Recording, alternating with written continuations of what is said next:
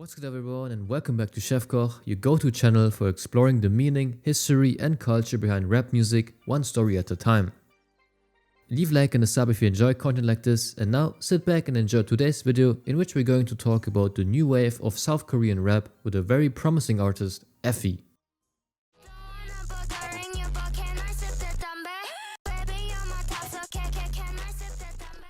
Effie is a Korean rapper and singer based in Seoul.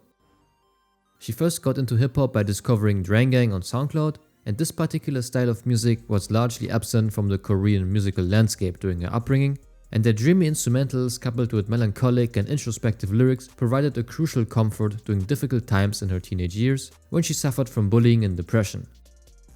Especially Blade and Echo 2K's track Vanilla Sky, as well as Young Lean's album Unknown Memory, proved to be a particularly pivotal moment, altering the trajectory of her life. And inspired by Drangang's artistic expression, Effie began teaching herself music production using FL Studio during her extended absences from school, eventually making the choice to drop out entirely. After making her first beats, Effie wanted to write lyrics and sing to them, to reflect her personal struggles and feelings of isolation. So she recorded her first song Highway in 2020, and following in the footsteps of her distant Drangang mentors, Effie soon found herself getting an underground following on SoundCloud with the song. Next to that, her popular EP Neon Genesis from June 2021 has been associated with Korea's first ever sad girl and hyperpop movement. A profound disruption of the Korean musical status quo, because Effie's artistic presentation stood in stark contrast to the often hyper-stylized and optimistic aesthetics of mainstream K-pop. Moving on in Effie's discography, I also want to mention the single Be The Real from February 2023. I discovered this song somehow randomly when it first dropped, and I instantly liked its Drangang-esque sonority.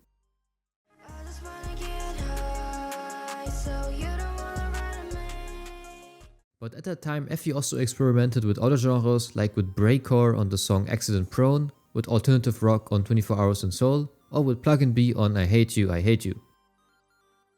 In addition, I want to mention Effie's EP from March 2025 titled E, which clearly pays homage to Echo 2K's 2019 album with the same name, but I also hear some Justin Bieber and Skrillex influences on here.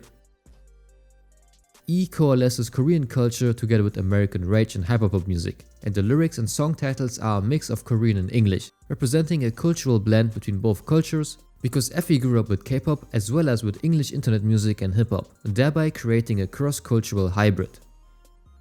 And since I grew up with two cultures myself, I really like seeing this representation of cultural intermixtures like Effie does on E. Now the record pulls from stories of Effie's own life while also using iconic and niche Korean references. Next to that, E also includes a lot of different sonorities. We have euphoric pop influences on Put My Hoodie On and Forever, Chicago drill elements on Kancho, as well as icy electro-clash soundscapes on Maybe Baby and Open Your Eyes. Therefore, E is a very versatile and well-polished EP, somewhere between drill, K-pop and EDM. Moving on, I want to talk about their most recent work, the EP Pull Up to Busan from August 2025. On here, Effie decided to focus more on a rage and electro-clash soundscape. Her new sound uses a lot of distorted, glitchy and blown-out beats with chopped-up vocals and infectious hooks, and her soundscape is co-piloted by Kim Jae, a Korean-American producer known for his emotionally charged hyperpop and electroclash beats, who previously worked with Tuhalis, Jay, Nate Zip, NBA Youngboy and many more. And together, Kim and Effie create a very refreshing sonority which sounds distorted, raw and emotional. For example, what I recognize instantly, on Pull Up to Busan, Effie's vocals don't sound polished and pop influenced like they used to in her early work.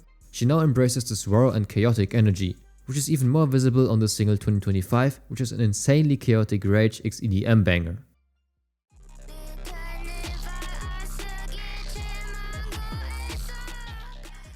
So honestly, Pull Up to Busan is a great EP with no misses. I can clearly hear the Chief Keef, Speaker Knockers and Young Thug influence on here, and I especially enjoy the songs Can I Sip and Let's Find a Good Manager.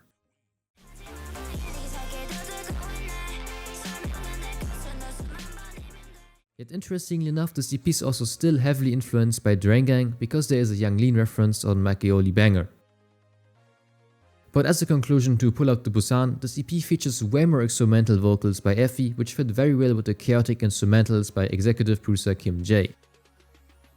It is fair to say that Effie and Kim brought the hyperpop and electroclash sonorities to Korea, and together they are creating a new blueprint for Korean American music with a creative blend of different genres including rage, electroclash, hyperpop and R&B.